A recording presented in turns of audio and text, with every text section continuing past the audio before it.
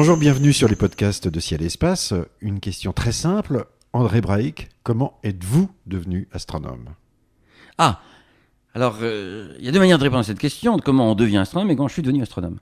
Alors personnellement, en résumant en deux mots, j'ai une chance extraordinaire, c'est que dans ma vie, j'ai rencontré des gens merveilleux et que ces gens merveilleux m'ont donné le virus en quelque sorte et m'ont fait aimer l'astronomie. J'aimais bien entendu l'astronomie avant de les rencontrer, mais ces rencontres, il y en a deux en tout cas, ont joué un rôle fondamental. Et donc le premier conseil que je donnerais à tous les jeunes, c'est dans votre vie, arrangez-vous pour rencontrer un maximum de gens. Et parmi les gens que vous rencontrerez, il y aura forcément des gens passionnants et intéressants, quel que soit leur métier. Ils peuvent être sportifs, musiciens, n'importe quoi. Mais quand quelqu'un vous passe un virus ou vous passe une passion, ne manquez pas l'occasion. Vous aviez quel âge ? Alors, en fait, sans emprunter toute ma vie, moi, je suis né au siècle dernier, il y a bien longtemps. Et quand je suis né, les bruits dans les rues de Paris étaient celui des bottes allemandes qui frappaient le sol de Paris, dans des conditions difficiles. Et puis, après la guerre, on manquait de tout. Et on écrivait avec l'encre violette, c'était l'encre qu'on avait avec les plumes Saint-Jean-Major. Et j'ai retrouvé des petits papiers écrits à l'encre violette, donc je sais que c'est 1947. Donc en 1947, j'avais pris le dictionnaire de mes parents et j'avais noté tous les phénomènes astronomiques. J'avais noté le nom des planètes, leur distance, les amas d'étoiles, les galaxies. Et on peut imaginer ce qu'étaient ces livres en 1947, que mes parents avaient dû acheter en 1922-23, et l'iconographie de l'époque. Donc c'était très pauvre. Mais le ciel, les objets du ciel me faisaient totalement rêver. C'était Flammarion, c'était... Non, il s'agissait de l'encyclopédie Larousse, il s'agissait de choses comme ça. Et simplement, il y a une petite galaxie, mais le fait que ce soit dans le ciel, qu'on avait détecté ça, l'enfant que j'étais, qui à l'époque donc avait 4-5 ans, quand j'ai commencé à écrire, je n'étais même pas à l'école primaire, à l'école communale, j'ai trouvé par la couleur de l'encre que donc j'adorais ces choses-là. On n'a jamais parlé d'astronomie à l'école. Mes parents n'étaient pas du tout de ce milieu-là. Personne dans ma famille n'avait même passé sur les études. Donc, j'ai pas du tout un environnement me poussant dans cette direction. Simplement, à chaque fois que j'entendais parler, que j'avais quelque chose concernant le ciel, le Petit Prince m'avait frappé, ça me faisait un peu rêver. Mais c'était un sentiment très, très intérieur. J'ai jamais poli un miroir de ma vie. Bon. Et alors, après ça, j'ai fait des études comme tout le monde.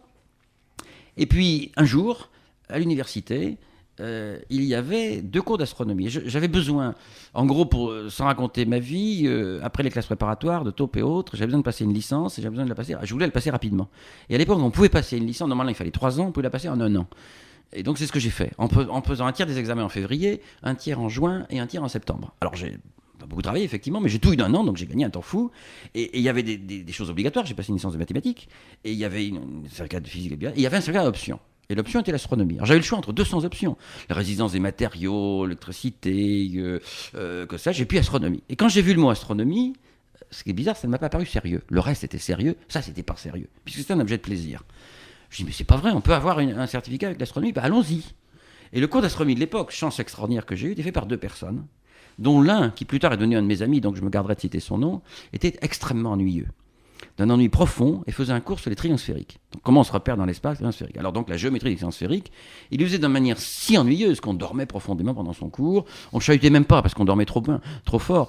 Et donc ce cours très ennuyeux était suivi par un cours flamboyant, brillant, qui était un cours de Henri Schatzmann. Et Henri Schatzmann est l'homme qui a créé l'astrophysique en France. La France était la première du monde en mécanique céleste, a manqué le virage de l'astrophysique dans les années 1900, 1910, 1920. Et c'est seulement après la guerre que Schatzmann, réfugié pour échapper au camp de concentration, son père, lui, a été tué en camp de concentration, assassiné, lui était réfugié à l'Observatoire de Haute-Provence. Et là, il a lu les livres de la bibliothèque. Et alors qu'il était destiné à être c'était un normalien destiné à être physicien, il est devenu astrophysicien, il a trouvé son sujet de thèse lui-même, il a passé la thèse lui-même, il a eu comme premier élève Jean-Claude Pecker, qui ancien professeur au Collège de France, et Schatzmann a créé l'astrophysique en France. Tous les astrophysiciens théoriciens de France sont les enfants, les petits-enfants de Schatzmann. Les autres sont les enfants de la radioastronomie, de l'école normale et de Nancy. Alors je suis un enfant tardif de Schatzmann en quelque sorte, il m'a séduit, ce cours était brillant. Il me faisait penser à sa chef d'orchestre, il arrivait avec un tas de bouquins parce qu'il n'a pas tout à fait eu le temps de préparer son cours complètement. Il ouvrait les bouquins sur le pupitre et comme un chef d'orchestre échevelé allant d'un musicien à un autre avec sa baguette et tout, il passait d'une page d'un livre à une autre et il évoquait les trous noirs, la vie dans l'univers, les galaxies, l'expansion de l'univers. Il nous faisait rêver. Donc il m'a fait rêver. Et puis un jour, moi je ne demandais rien à personne, j'étais avec les étudiants, je vais poser quelques questions comme tout le monde. Un jour il m'a abordé et il m'a dit si vous voulez faire une thèse dans mon laboratoire, j'ai une place pour vous. Je suis rentré, je rappelle, avant 1968, donc une époque où l'étudiant ne parlait pas au professeur comme ça. Donc je suis rentré fou de joie à la maison, fou de joie parce que le pauvre vermisseau que j'étais, eh bien, un professeur avait daigné porter le regard sur lui et lui parler en direct. Ça, c'était un événement extraordinaire. Donc je suis rentré chez moi, j'ai dit à mes parents, oh tu sais, le professeur, il m'a adressé la parole. Quel bonheur, quelque chose d'extraordinaire. Il m'a même proposé de faire une thèse. Et maman m'a dit, mais qu'est-ce que c'est qu'une thèse? Je dis, écoute, j'en sais rien, mais je te raconterai. Donc ça a commencé comme ça. Il m'a mis dans son laboratoire. Il y avait une ambiance extraordinaire. Il y avait là Jean-Paul Zahn, Suzy Sofrin, Nicole Bell, Pierre Main, Pierre Souffrin, enfin, tous les jeunes qui sont devenus des astronomes fort célèbres après. J'étais le petit nouveau qui m'ont repris en main. Et une personne m'a pris en main qui était le grand homme de ma carrière, s'appelle Michel Hénon. Michel Hénon, pour moi, est un des meilleurs scientifiques, je dis pas astronome, scientifique du XXe siècle. Il est mal connu du grand public. C'est quelqu'un d'extraordinaire qui est un pionnier. Il a ouvert des voies. Il ouvre des voies et quand la foule se précipite, il passe à autre chose. Il n'aime pas le métro quand il y a trop de monde. Et donc, en gros, Schatzmann m'a donné l'enthousiasme. Schatzmann m'a ouvert des portes. Schatzmann est venu me chercher. En déjà, je n'ai pas été le chercher. Et dans son laboratoire, j'ai rencontré Michel Hénon qui, lui, m'a appris le métier. Donc, la leçon de tout ça, c'est que quand on est jeune, quand on a une passion, quand il y a un écho, si j'avais pas aimé l'astronomie, jamais je n'aurais été astronome, malgré la présence de Schatzmann. Il a rencontré beaucoup de gens dans sa vie, tous ne sont pas devenus astronomes. Simplement, c'est quelque chose que j'aimais en moi, sans l'avoir jamais réalisé, et il y a eu une résonance qui s'est produite en quelque sorte, dans la mesure où il me rencontre. Et donc, quand dans la vie, vous avez une passion, quand vous avez une envie, quand vous avez rencontré les gens qu'il faut, et hélas, je dois dire, dans le monde moderne, beaucoup de gens sont tristes. Y compris certains de mes collègues chercheurs, qui par ailleurs ne manquent pas de qualité, sont un petit peu tristes. Ils disent oui, il n'y a pas d'argent, il n'y a pas de moyens, etc. Et qu'est-ce que c'est que leur tristesse? Leur tristesse révèle simplement le fait que leur vie n'a peut-être pas tout à fait été ce qu'il fallait. Parce qu'ils n'ont peut-être pas épousé la femme qu'ils voulaient, ou eu les enfants qu'ils voulaient, ou le succès qu'ils voulaient, ou la vie qu'ils voulaient. Ou peut-être ils sont en mauvaise santé, que sais-je. Et donc souvent, quand on est triste en soi-même, on le répercute à l'extérieur.